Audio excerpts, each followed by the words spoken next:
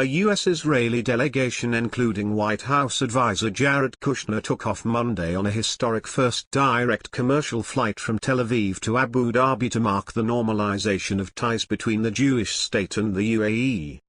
The word peace was written in Arabic, English and Hebrew on the cockpit of the plane of Israel's national carrier El Al that took off around 11:20 a.m., 0820 GMT, and was expected to land in the Emirates in the afternoon.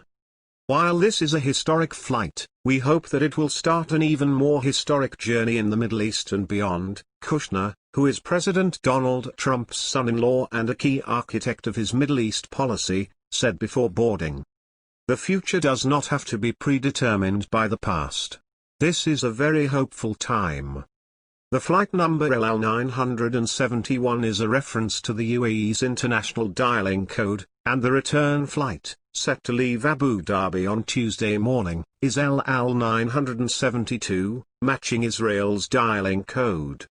The Israel-UAE agreement to normalize ties was announced by Trump on August 13, making the UAE the first Gulf country and only the third Arab nation to establish relations with Israel.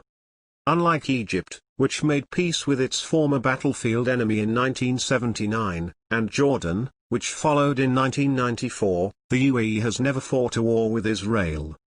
The unprecedented flight also passed through Saudi airspace, according to data from the specialist website Flight Radar 24, and marked the most concrete sign yet that Israel's thaw with major Arab powers is taking hold.